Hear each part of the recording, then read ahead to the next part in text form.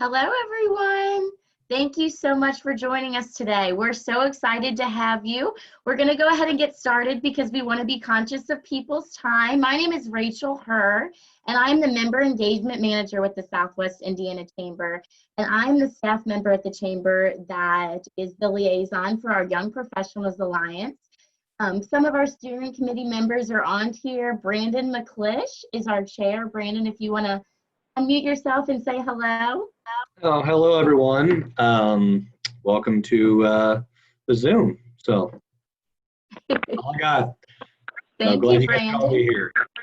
Thank you. So today we have Carolyn Townsend and Timothy Weir with us. So Carolyn is a dual master's degree, very impressive, student at Indiana University, and she is currently studying environmental science and public affairs, and she is leading the development of the Evansville Climate Action Plan.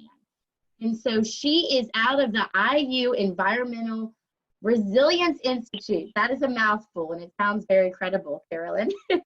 And then we also have Timothy Weir, and he is here with us in Evansville.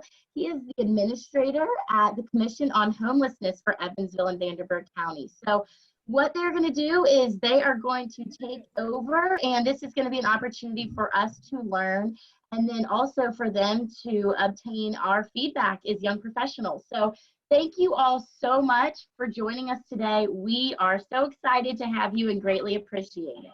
Carolyn, I'll let you take it away. Awesome. Thank you, Rachel, and thank you everybody for being here. One thing to note as we go through the presentation, if you could please remain muted throughout the presentation. At the end, we'll allow time to unmute so you can ask questions, but just so that there's no feedback.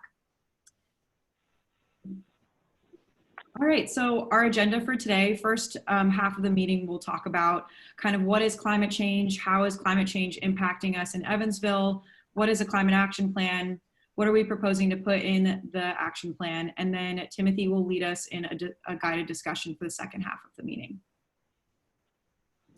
So let's talk a little bit about climate change on a global scale.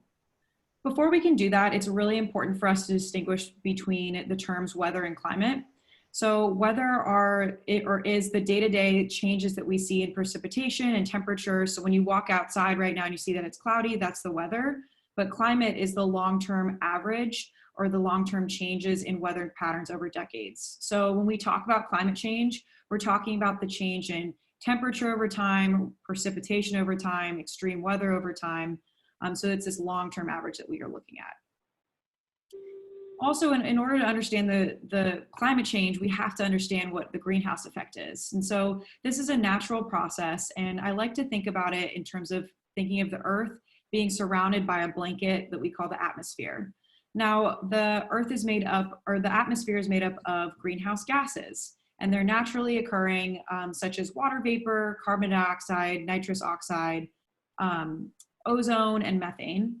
And these are really important gases because they are able to absorb the sun's energy, so it keeps life livable on Earth, and we wouldn't be here without it.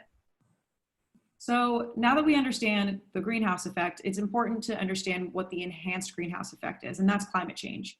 So when human beings realized that they could burn fossil fuels by extracting them from the ground like coal, oil, and natural gas through activities such as railway, air travel, factories, or from us at an individual level, driving our cars, powering our homes, charging our electronic devices, and even from indirectly from food waste, all of these activities are directly or indirectly related to fossil fuels, and burning them releases more greenhouse gases into the atmosphere, namely carbon dioxide and methane.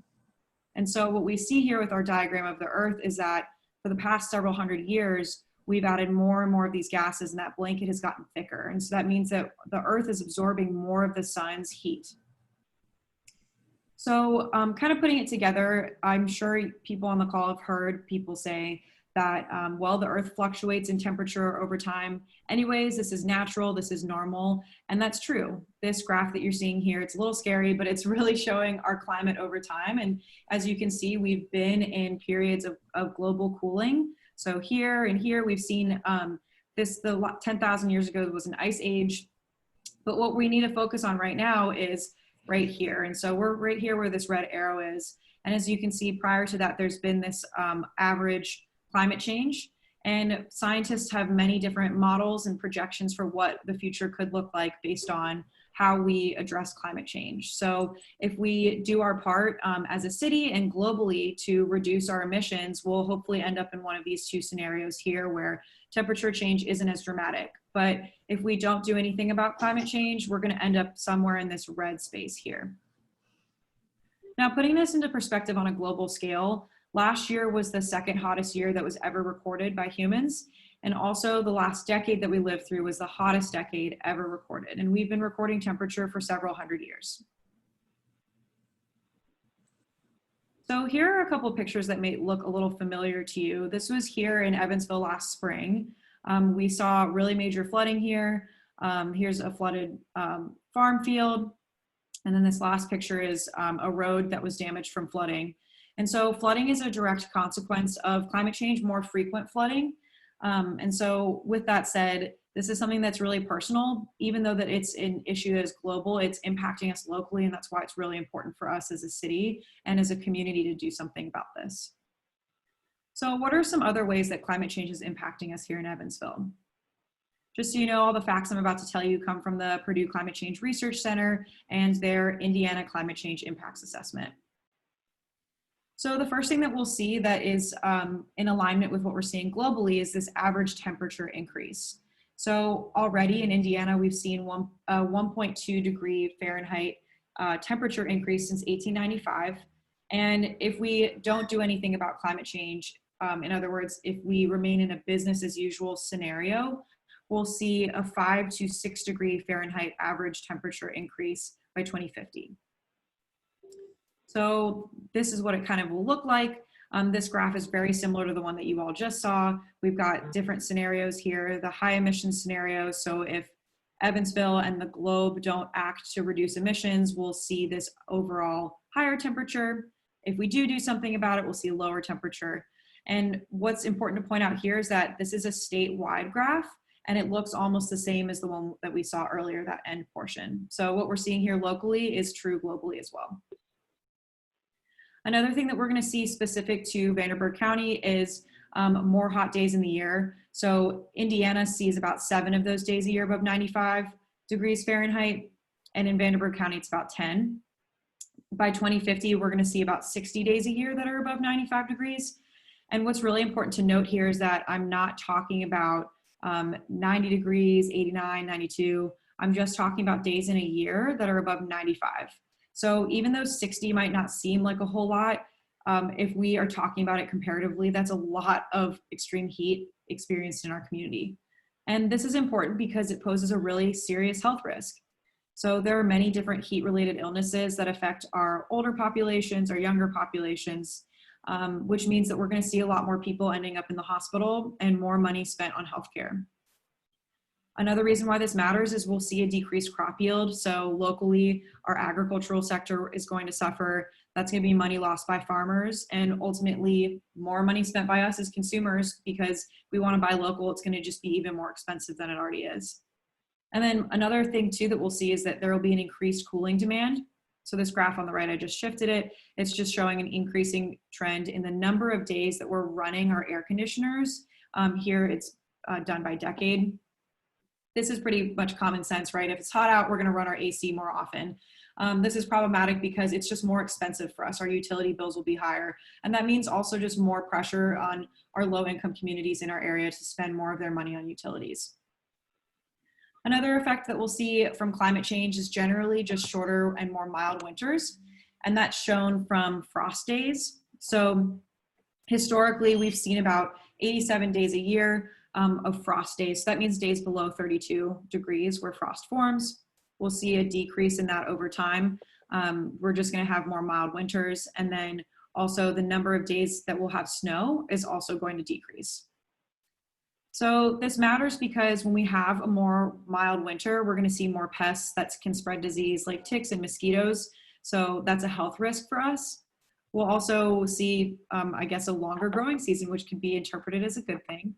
And then another thing that we'll see, and I can't really go into a lot of detail on this, but we're going to see a change in migration patterns among animals, and then a change in when plants will flower during the year. Another thing that we'll see as a result of climate change is heavier and more frequent rain. So in our region, we've already seen an average increase in precipitation per year of about 6.2 inches. And then in addition, when we see extreme rain or those really heavy downpours, we've already seen 42% more rain falling during those downpours. So just like heavier downpours overall.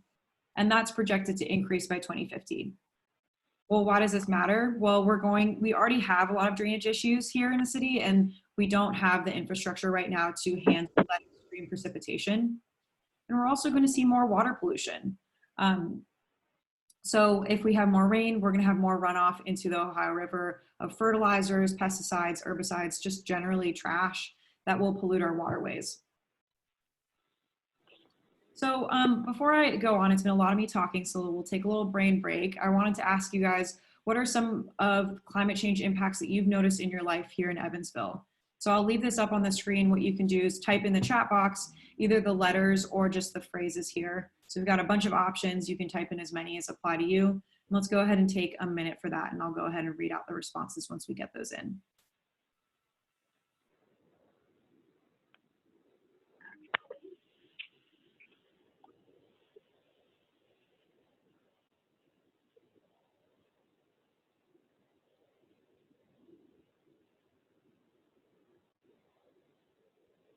Marcy said all of these. Rachel said shorter winters, very hot days, less snow, wacky weather, seeing more very hot days, all of the above, running their air conditioner more often.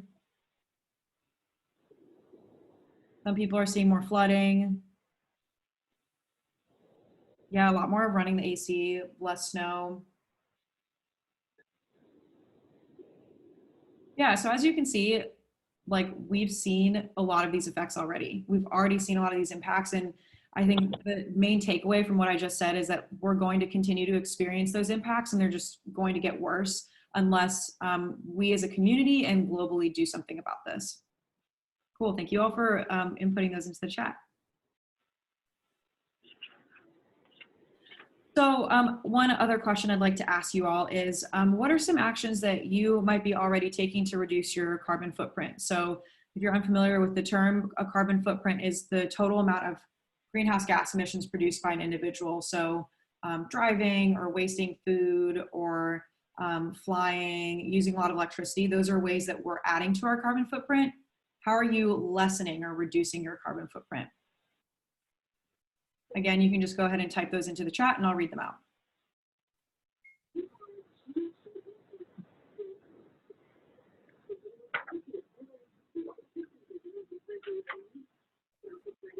Also, I'm getting some feedback from a phone number that called in. So if you wouldn't mind muting yourself, that would be really appreciated.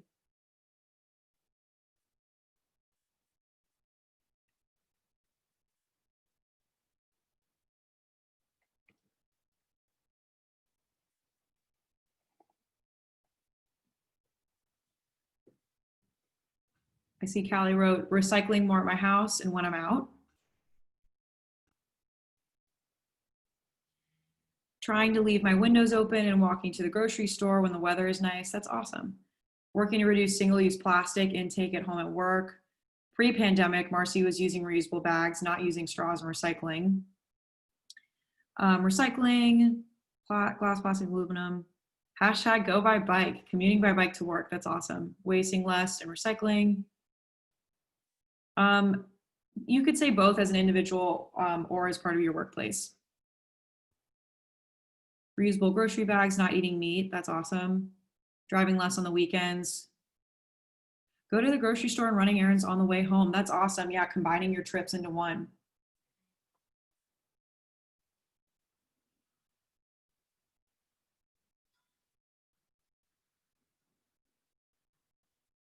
Okay, cool. Thank you all for typing those in. For the sake of time, I'm going to go ahead and move on. I like to kind of leave everybody who attends these just a couple of things that you could do in addition to what you're already doing, which is a lot.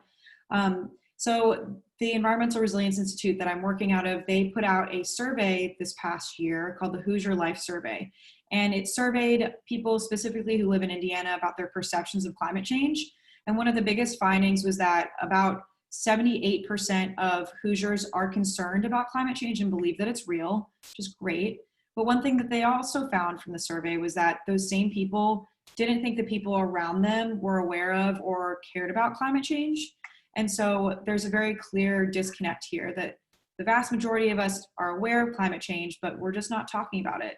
So a huge thing that you can do is integrate conversations about climate change and being more sustainable in your workplace or at home with your families, with your friends. This creates momentum and helps us spread awareness about this issue and how it impacts not only us, but the entire community. Also, we mentioned a lot about, or you guys mentioned a lot about recycling. There are some best practices that are important to know. So Timothy will go ahead and put the link to that resource in the chat.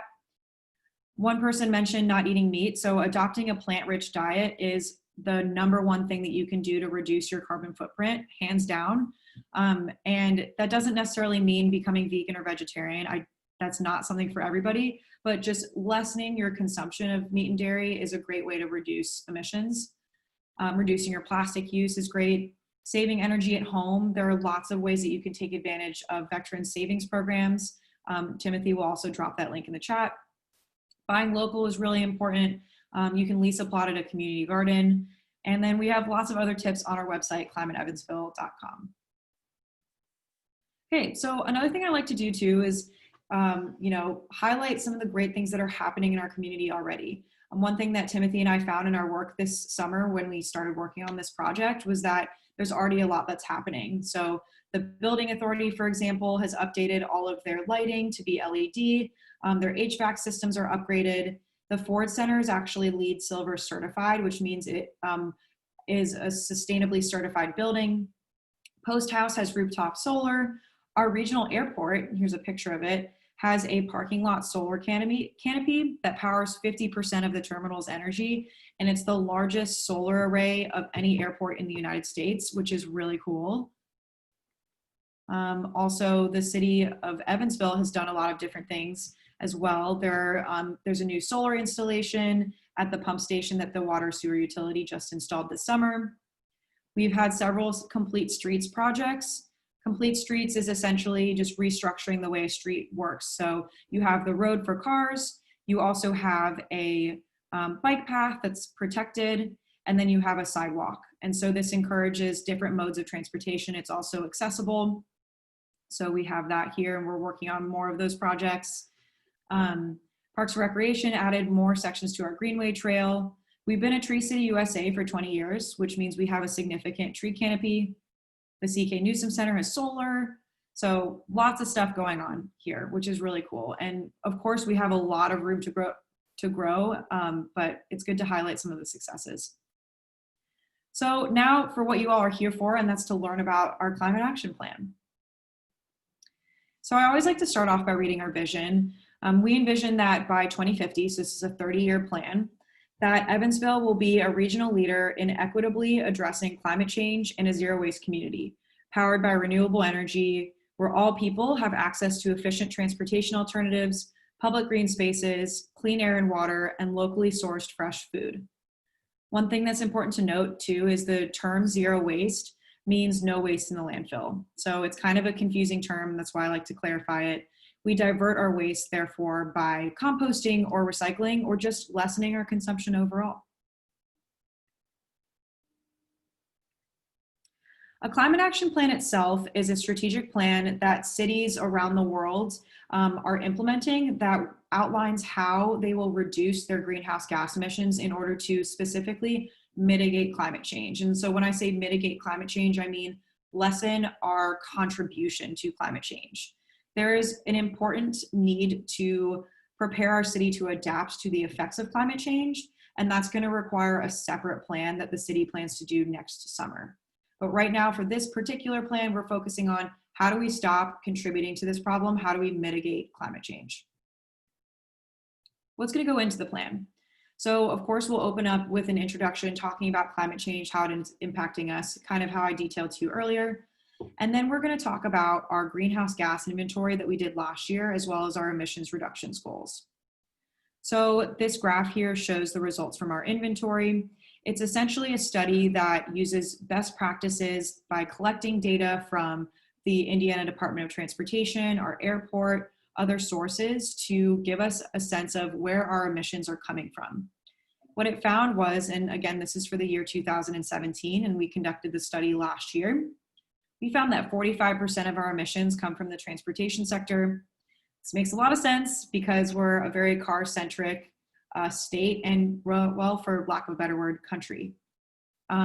Also, we found that 26% of our emissions come from residential energy. So apartment buildings, single-family homes. 20% comes from commercial energy, so businesses, industry.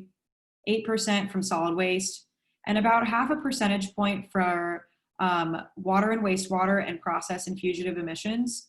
Process and fugitive emissions just means leakage associated with natural gas usage. So this is really important as a study because it gives us a baseline of, okay, where are our problems? Like, where are areas for growth? Very clear that it's transportation and then the built environment, like buildings. And then how do we get there? So we use emissions reductions goals to give us pillars on, or milestones of what we're trying to reach. So we'll have 3 emissions reductions goals, and it'll look like this. Evansville will reduce greenhouse gas emissions by X% by 2030. So we'll have one for 2030, 2040, and 2050, based on those 2017 levels, which is the report I just showed you, that pie chart. Next, we will have the bulk of our plan and the most important part, so our action steps. So what are we actually going to do? It'll be split up by categories similar to that pie chart you saw, so transportation, buildings, waste. We'll have our action statement. We'll specify where in our community that needs to be addressed. So is this something that we do at home in residences? Is it something at work, so commercially? Or is it something that the city operations will do? We'll also have a cost-benefit analysis. We believe it's really important to be transparent about how much these programs or actions will cost us and where that funding is going to come from. Who do we need to partner with? Who have we talked to already about who's already kind of working on some of these projects? We'll also note the co-benefits of these actions. So as we implement some things, we're going to help improve our overall public health. We'll hopefully be creating jobs and boosting our economy, or beautifying our city and making it more accessible. So we'll have these symbols that will represent like the ways that we're kind of killing 2 birds with 1 stone.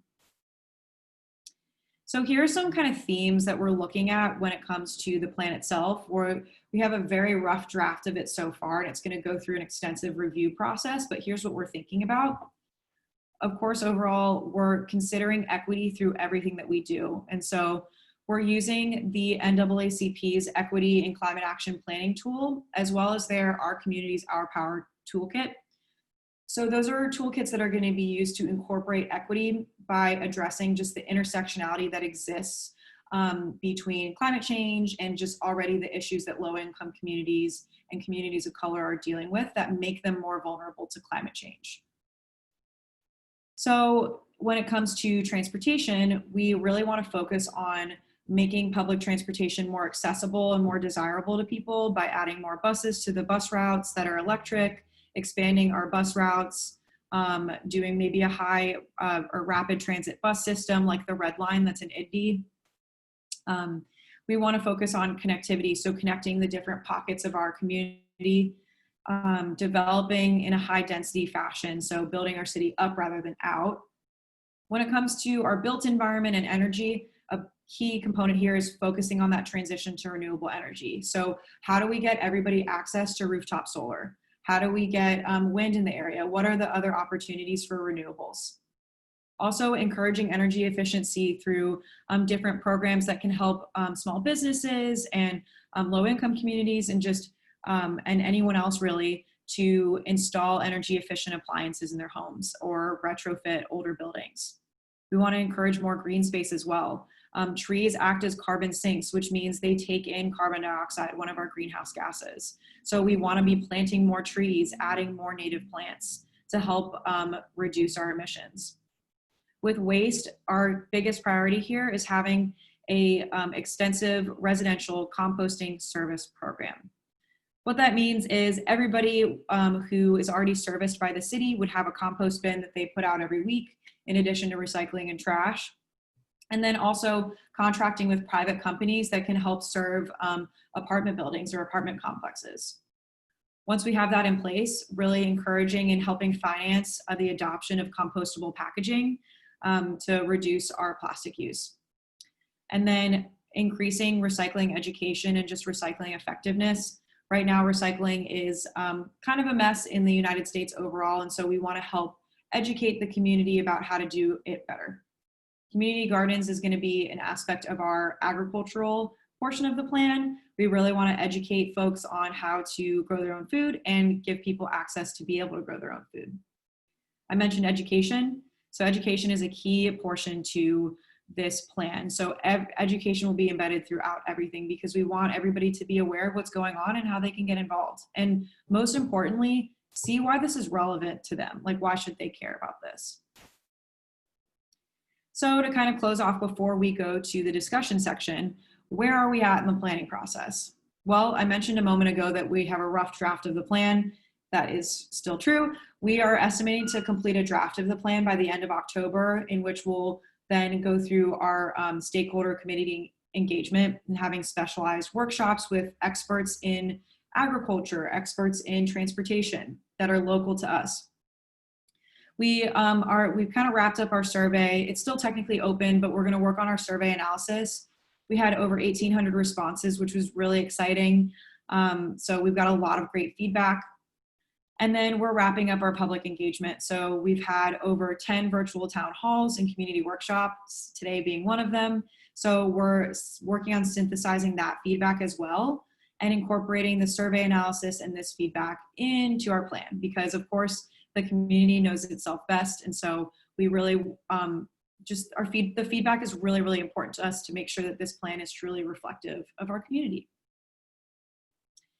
This is a really busy slide, but just to kind of leave this up there, we've reached out to many different groups and organizations, and this is to kind of give you just a snapshot of some of the people that or organizations that we've talked to and that we're partnering with, who are acting as stakeholders in this process.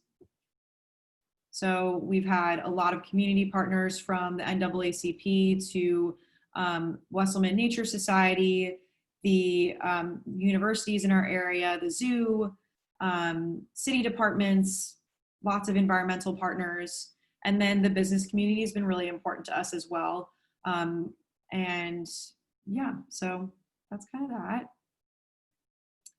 So that's all I have. And then now Timothy's going to go ahead and take it away and lead us through discussion. So he'll tell you a bit about that. Thanks, guys. Thanks, Carolyn. Welcome, everybody. We are glad that you are here today. This part of the meeting belongs to you. As Carolyn explained, Evansville is quickly becoming a climate leader in Indiana, and a city becoming known as a city that responds to the impact of greenhouse gas emissions and climate change in a collaborative and structured way. And your input is an important part of that process. So over the next 20 minutes or so, we're going to ask you to share your thoughts and suggestions on ways to help Evansville plan for a better climate future and make sure that the plan that we develop benefits everyone. So to help us do that, we have several questions that we'd like you to answer. And these are all written using a format that was developed to help organizations gather information and then build consensus around that. Before we start, it's good to remember that your ideas are valuable and an important part of our plan. So as we go through this, believe in good intent, be respectful of everybody's ideas, and don't be shy. Share your ideas. We're here to listen. We're here because we want to create positive change for our community and develop ways to make Evansville a better place, not just for all of us, but for future generations. During this portion of the meeting, I'd like you to keep your microphone muted. And as we go through the 6 topics, we'd like you to type your ideas, responses, or questions into the chat at the bottom of your screen. And then Carolyn and I will read out aloud as many of these as we can and answer some of your questions as we go. Like I said, we've got about 20 minutes for this section, and when we complete the discussion, Carolyn will come back to wrap things up. But now let's get to you. Carolyn, go ahead and go to the first slide. The first question we would like you to answer is, what information do you feel that you would need in order to reduce your carbon footprint, either for yourself or for the organization that you're part of? Earlier, you shared some of the things that you're doing to reduce greenhouse gas emissions and carbon footprint for yourselves. Education is going to be an important part of our plan, so we want to be sure we really get at the information the community needs. So type your thoughts there on this question in the chat, and we will capture and read all of that out for everyone.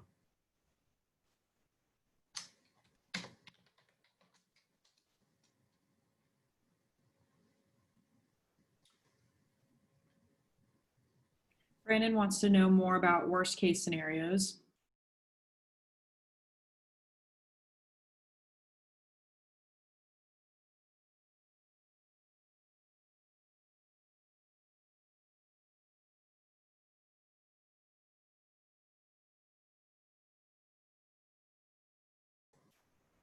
Anyone else? Other thoughts on information? We got a couple coming in. Doug says cost impact to implement reductions versus long-term savings in reduced energy consumptions. Chad said give fact-based evidence as to why certain behavior increases emissions. Example, how or why is consuming less meat affecting the environment? Brandon also said, for an example being, if we don't make a major change, this major change would be the result. Celesta said, what changes in behavior would have the greatest positive impact? Kathy says, impact on dairy and livestock farms with decreased meat/dairy consumption. Katie says, I didn't realize what an impact eating meat had. We could roll it into something fun, like partner with local restaurants for a Meatless Monday program. It's awesome. These are really great ideas. Great, good stuff. Thank you for those. Let's go ahead and go to the next slide, which looks at benefits. So when you think about implementing the kind of actions that Carolyn described, what benefits do you see implementing this climate action plan having for the community? How's it going to help Evansville and the surrounding area?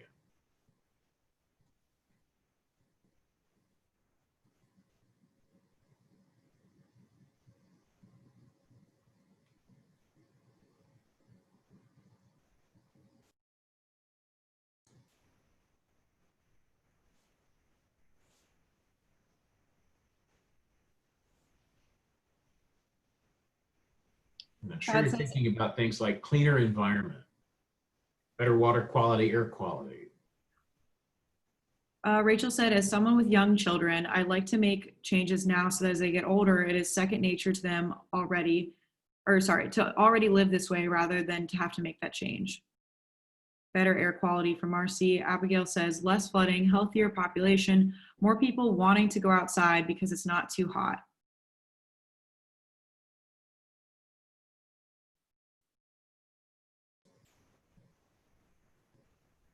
Other benefits. How else does this help us?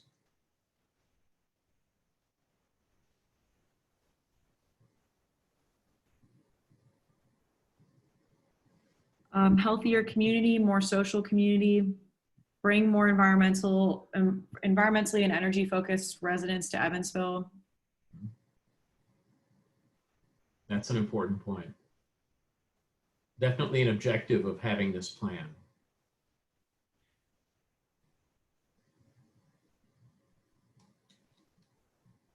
More events happening outdoors, gathering people from out of state to come visit the greater Evansville area with events.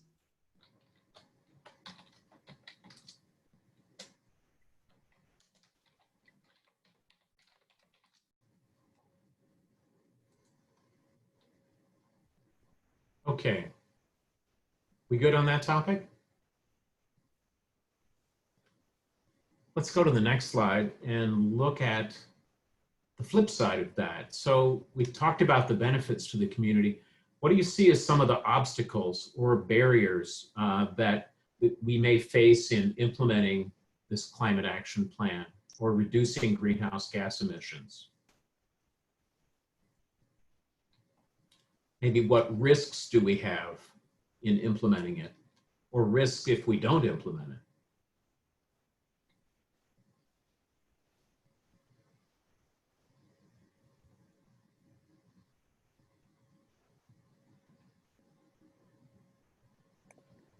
Thanks, Kathy, no problem.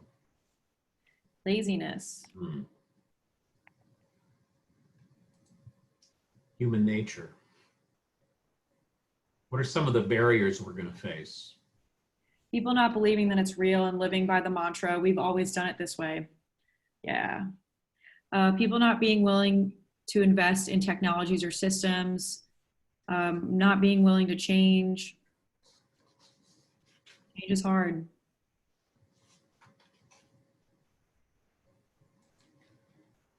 But as the pandemic has proven, we're capable of changing really quickly if we need to.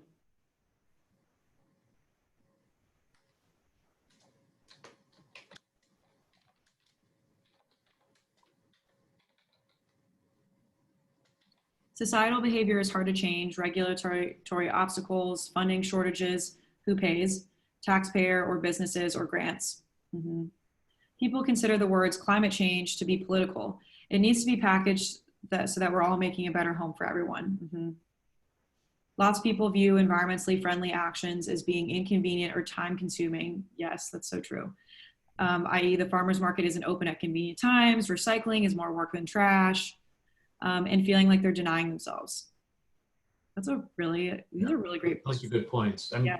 Part of what we want the plan to do is really be easy to implement for individuals and organizations. Yeah, I feel like to Abigail's point, like I think a lot of people think that to be green or whatever, you have to give things up out of your life, like, you know, giving up meat or giving up dairy. And it's like, that's not, it's all about how you talk about it and all about how you approach it, because that's not necessarily the answer. Anyways, Rachel said, people not knowing how their daily behavior impacts things either positively or negatively. Katie said, recycling in the county is a struggle because it isn't easy or convenient. Yep. It costs more to recycle in the county than to just throw away. Yeah. Community gardens and multifamily housing is a fantastic idea, but who has to own it? Who will keep it safe and clean? Yeah, that's a challenge, is figuring out who are going to be the entities that own these programs and projects that the city is going to spearhead. There's lots of different types of public-private, public nonprofit partnerships that we have been thinking about.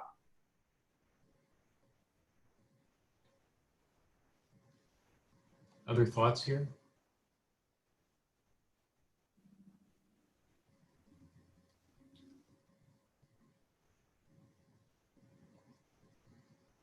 Right, if you have some other ideas on barriers and obstacles, feel free to type them in. Let's go to the next slide and talk about emotions. How does this make you feel? How does it make you feel knowing that we're going to implement a climate action plan for our community?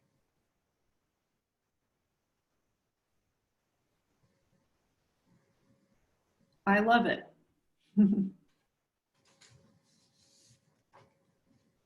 Very positive, excited and hopeful.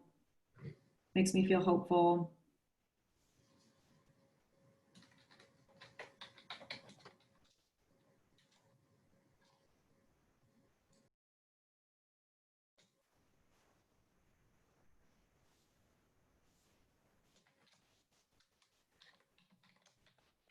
I think if you're on this call, you think it's a great idea. If you aren't, it's going to be a harder sell. Yeah, I totally agree. You had to want to be here and make that effort to be here, and therefore you probably already care. Callie says, it's going to have such a positive impact in the area and makes me feel more engaged in the community because I do believe every bit counts. I agree. Relieved, a lot of people have an attitude that Indiana is behind on the times, and I appreciate that Evansville is being proactive in this issue. I'm happy to see the conversation get started. Outdoor/nature activity is my hobby, and I've recognized the adverse effects while out and about. Yeah.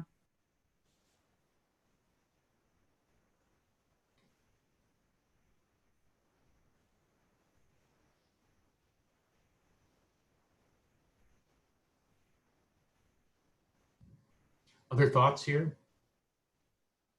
Rather, other feelings here.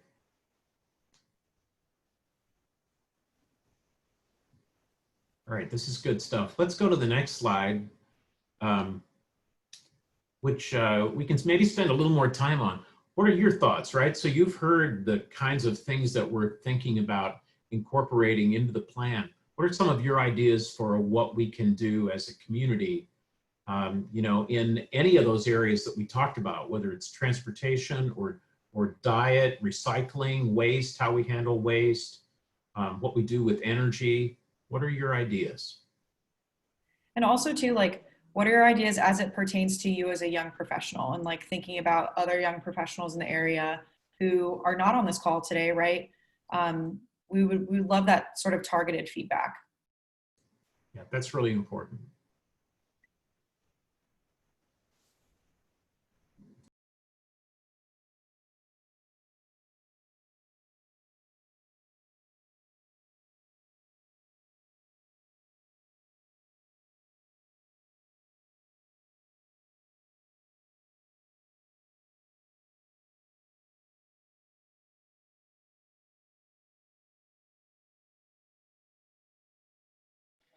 Katie says having events at garden centers to talk logistics of community gardens or container gardens.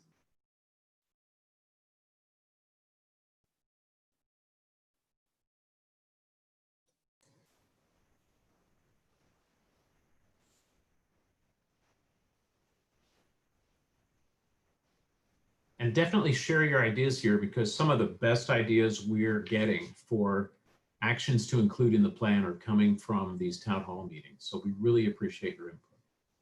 Marcy says, in our small office, the only way we have to recycle is by individuals taking paper, etc., home to recycle. It shouldn't be that hard or expensive to get recycling. Agreed.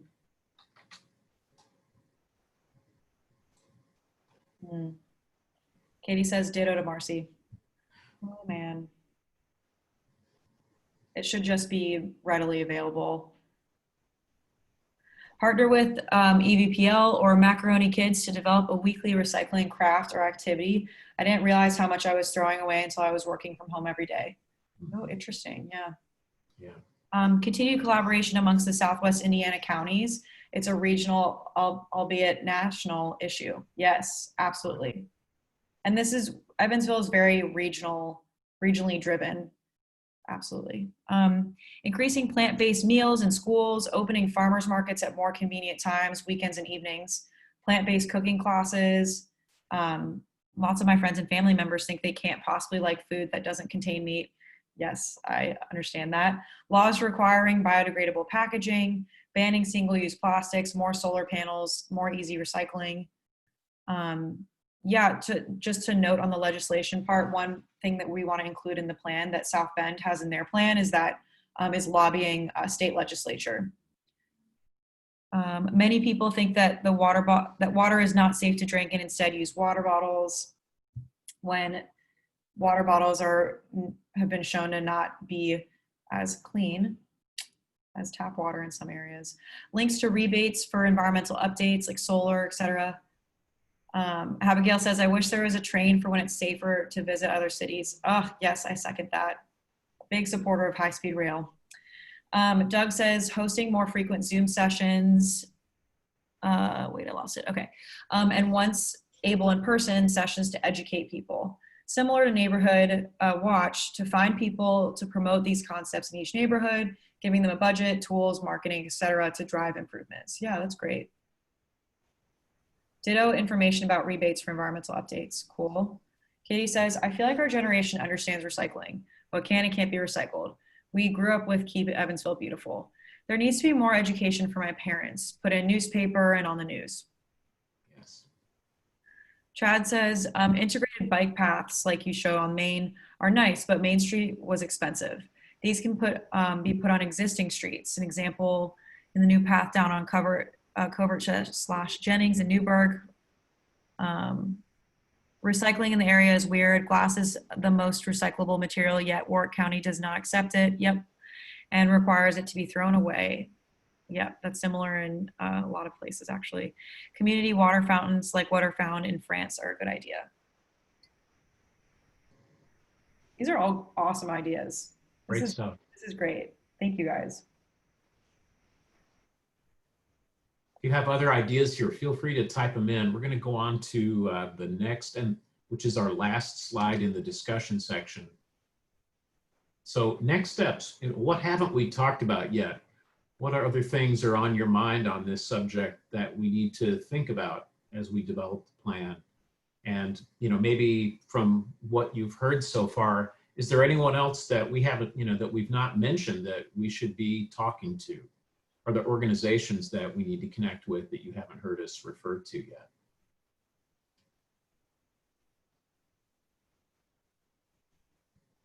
So this slide, if you figured it out, is a catch-all for, what do we need to include that we haven't yet? Doug says vendor days to educate, option for savings from HVAC, insulation materials, solar, EVs, etc. Strategic partnerships to reach boomers.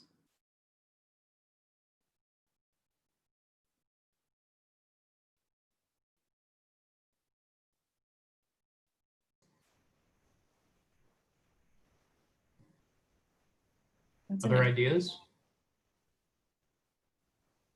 Organizations that we need to connect with that you've not heard yet? Katie, if you could elaborate a little bit more on what you're thinking for the strategic partnerships. Love to hear your thoughts.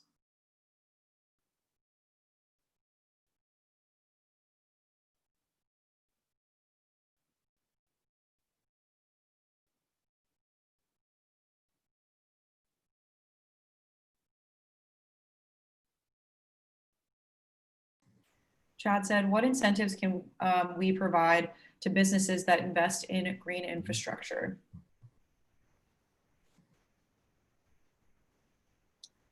I don't think there are that many that exist. No. At the moment. Partnering with organizations that provide after-school programming. Children often become very excited about learning new topics and become champions for the cause. That is true.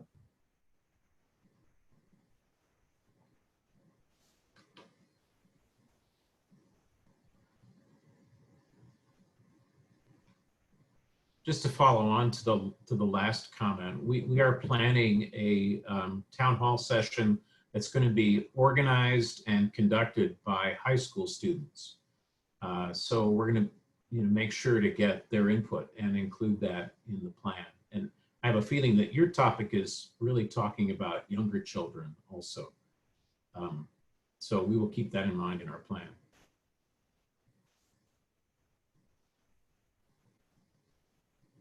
All right, thank you very much for your input. We really appreciate it. It's central to what we're doing, and a lot of the ideas that have been shared at these town hall meetings are, and Carolyn can attest to this, they're going right into the draft of the plan. So we really appreciate you participating today.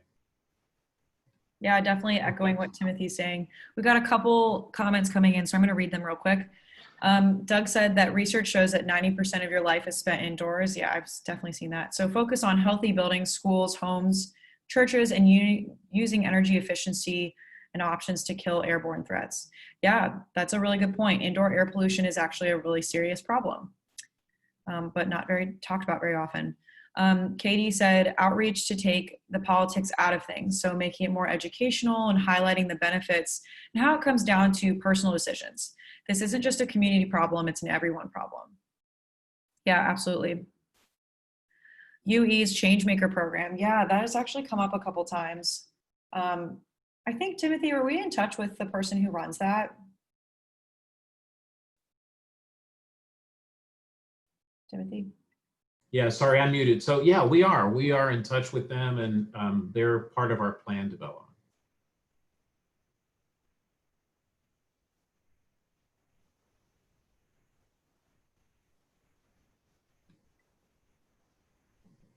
Any other last minute thoughts? Otherwise, I'll turn it back to Carolyn. All right, well, thank you all so much again for being here today. If you want to contact us, please feel free. We are still kind of active on Twitter at @Evansville_CAP. Our website is climateevansville.com. As the draft gets finished, we'll keep people in the loop about public comments on the draft. You can also email us at cap@evansville.in.gov. And also our survey is still technically live. So if you have not taken it, we would really appreciate it. I'm going to go ahead and stop sharing, and I'm going to copy and paste the link in here. Just give me 1 second.